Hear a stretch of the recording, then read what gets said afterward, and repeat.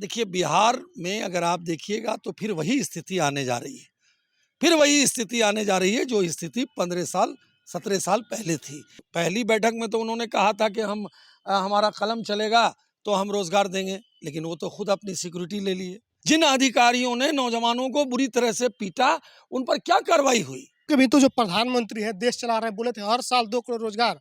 8 साल हो गए, 16 करोड़ रोजगार कहाँ है सर? आज बड़े बड़े बिल्डिंग्स बन रहे हैं, पुल बन रहा है, पुलिया बन रहा है। ये सारी चीजें जो बन रही हैं तो कौन उसमें काम कर रहा है? अनऑर्गेनाइज सेक्टर का करोड़ों मजदूर काम कर रहा है, रोजगार मिल नहीं रहा है। और वो जो मजदूर काम कर रहे हैं तो वो क्या है? वो रोजगार नहीं है। आप रोजगार का पैमाना केवल सरकारी नौकरी समझते हैं। मोदी जी ने रोड का जाल बिछाया, पुल बनाया और उस रोड पे चलने वाले लोग, उस पुल पर चलने वाले लोग बिहार को छोड़कर चले गए। बिहार में पलायन आप नहीं रोक पाए। तो हमारे देश के यशस्वी प्रधानमंत्री ने इतना काम किया कोरोना पीरियड में कि आज दुनिया में नाम हुआ। मेरी बात वो शमशान घाट में जलाने का जगह नहीं मिला, सवाल जिनके लाश को ठेला पर लेकर जाया गया। कितना लोग मरे, आप लोग तो सरकारी आंकड़ा पेश ही नहीं करते हैं। ऐसी त्रासदी, कितनी मौत हुई है? ऐसी यशस्वी प्रधानमंत्री, कितने लोगों की मौत हुई? जो अरे भाई बोल, तो मैं तो क्या बता रहा हूँ आपको। वैक्सीन इंडिया के वैज्ञानिकों ने बनाया, किसने बनाया किसी ने नहीं जाना। उनका भी क्रेडिट नरेंद्र मोदी खुद ले लिए। कि शीशे की अदालत है, पत्थर की गवाही है, कातिल ही मुहाफिज है, कातिल ही सिपाही है। नमस्कार, मेरा नाम कैफ है, आप द एक्टिविस्ट देख रहे थे। बिहार में जब से महागठबंधन की सरकार बनी है तब से बिहार में अब विपक्ष हो चुका। भाजपा लगातार हमलावर है और 20 लाख रोजगार की मांग कर रहा है और लगातार इस बात को लेकर के बिहार में जो गठबंधन की सरकार बनी है इसको घेरा जा रहा है। इस पर बात करने के लिए हमारे साथ मौजूद है भाजपा के प्रवक्ता अफजल शमसी। जब से सरकार बना है आप लोग लगातार रोजगार की बात कर रहे हैं, लगातार रोजगार मांग रहे हैं, आखिर क्या हो गया आप लोग? देखिए, अभी जो बिहार में महागठबंधन की सरकार बनी है, इसका रोजगार के प्रति कोई इंटेंट ही नहीं है। ना इंटेंट है और ना कोई इनके पास ब्लूप्रिंट है रोजगार को लेकर के। तो सवाल है कि जब इनका मोटिव नहीं है, इनका इंटेंट नहीं है और कोई ब्लूप्रिंट नहीं है, तो केवल मुगालतेबाजी लोगों को, नौजवान को करना। नौजवान जब इनके पास रोजगार मांगने जाते हैं तो उन पे लाठियां चलती हैं, उनको लाठियों से पीटा जाता है, तिरंगे का अपमान किया जाता है। आप तो कह रहे थे कि कमेटी बनेगी, क्या हुआ? आज नौजवान को जिस तरह से पीटा गया, बताना चाहिए सरकार को कि क्या इस पर अमल हुआ, सरकार ने क्या किया। जिन अधिकारियों ने इस तरह से डंडे और लाठी से नौजवानों को मारा है, नौजवान जा रहे हैं नौकरी मांगने के लिए और आप उनको लाठी डंडों से। 2019 से ये आंदोलन चल रहा है, ये छात्र अभ्यर्थी 2019 से आंदोलन कर रहे हैं, इन पर दूसरी तीसरी बार लाठियां बरसी है। आप भी इससे अछूते नहीं, आप लोगों ने भी लाठियां बरसाई, आपके शासनकाल में भी ये लाठी खाए। नहीं, मैं अभी नहीं कह रहा हूँ कि जनता दल यूनाइटेड के जिम्मे ही आप देखेंगे तो एजुकेशन डिपार्टमेंट रहा है बराबर शुरू से ही, और आज भी जो सरकार बनी है तो उसका इंटेंट नहीं है, शुरू से इंटेंट नहीं था। इसीलिए हम लोग नौजवानों को चाहते हैं कि रोजगार मिले, लेकिन ये रोजगार के नाम पर नौजवानों को लाठियां बरसा रहे हैं, डंडे बरसा रहे हैं, साहब झंडे का अपमान कर रहे हैं। क्या मतलब है?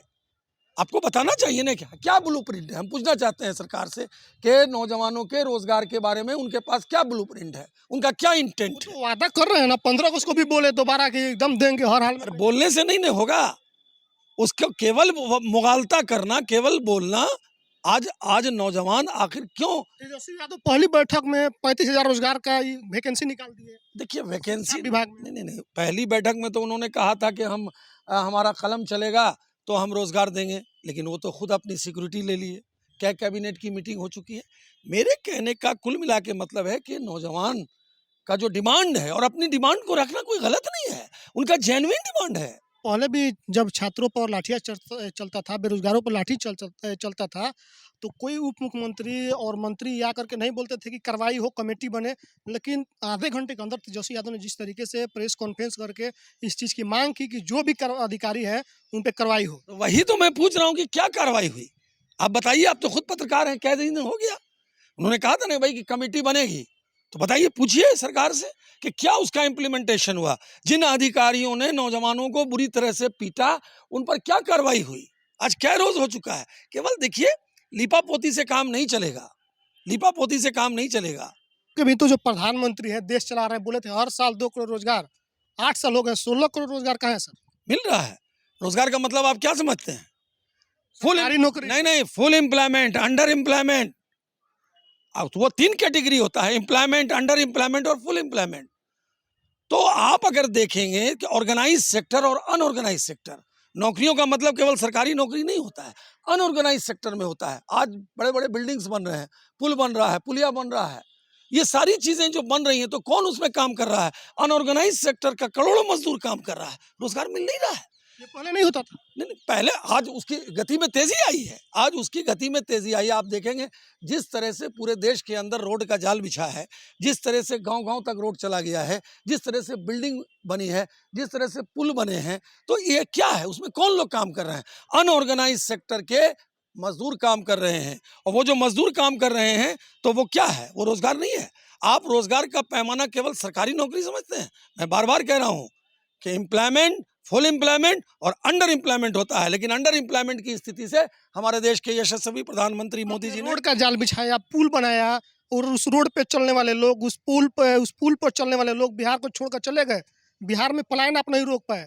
अभी बिहार के 50-60% ऐसे मजदूर हैं जो बिहार से बाहर जाके काम कर रहे हैं। यह स्थिति अब फिर शुरू हुई है। जब से कोरोना काल में 2019 में जिस तरीके से पलायन की बात चली, उस समय सरकार में आप थे, उसके बाद से जैसे ही कोरोना का दौर खत्म हुआ, फिर दोबारा से पलायन शुरू हो गया। देखिए, कोरोना काल में तो हमारे देश के यशस्वी प्रधानमंत्री ने इतना काम किया कोरोना पीरियड में कि आज दुनिया में नाम हुआ। आप देखें कि अमेरिका इतना बड़ा मुल्क है और इतना तरक्की याफ्ता मुल्क है, वहाँ डेथ केसेस कितने थे, लेकिन हमारे देश के यशस्वी प्रधानमंत्री ने कोरोना पर विजय प्राप्त किया। WHO ने तारीफ की है। आप जरा सा गौर, लोगों का जिन लोग नहीं, मेरी बात, को शमशान घाट में जलाने का जगह नहीं मिला, सवाल जिनके लाश को ठेला पर लेकर जाया सवाल गया। ये पैदा होता है कि अब आप वैक्सीन दूसरे देशों को दे रहे हैं। क्या आप इमेजिन कर सकते थे पहले? एक चीज हम आप पूछने, पहले से ठीक ठीक दूसरों से ठीक, लेते ये थे, बताइए, और आज हमारे देश के वैक्सीन यशस्वी प्रधानमंत्री दूसरे मुल्कों को दे रहे हैं। वैक्सीन इंडिया के वैज्ञानिकों ने बनाया, किसने बनाया किसी ने नहीं जाना। उनका भी क्रेडिट नरेंद्र मोदी खुद ले लिए।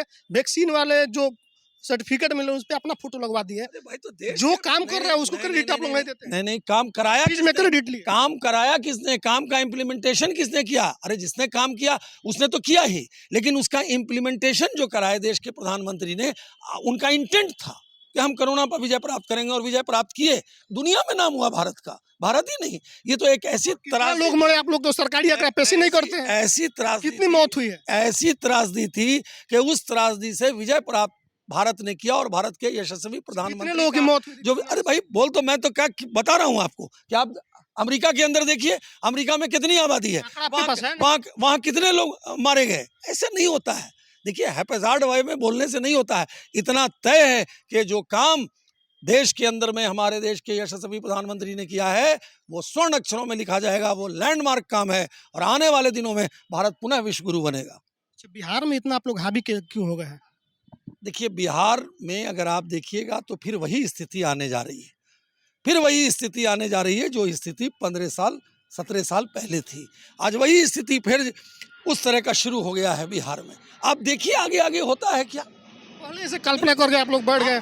निगेटिव सोचिएगा निगेटिव होगा, पॉजिटिव सोचिएगा पॉजिटिव। जो बिहार की सरकार है वो क्या है, उस पर तो मुझे शेर याद आ रहा है कि शीशे की अदालत है, पत्थर की गवाही है, कातिल ही मुहाफिज है, कातिल ही सिपाही है। यही आपकी आज की बिहार की सरकार है। चलिए, तो हमारे साथ भाजपा के प्रदेश प्रवक्ता अफजल शमसी साहब थे। साफ तौर पे कहना है कि अगर रोजगार देने का मोटिव होता तो छात्रों पर लाठी नहीं बरसती। और एक सवाल इन्होंने पूछा है कि क्या कार्रवाई हुई। अभी 3 दिन बीत चुके हैं और कार्रवाई क्या हुआ उस एडीएम पर, ये जानना चाह रहे हैं। जो भी आपकी प्रतिक्रिया कमेंट करके बताइए।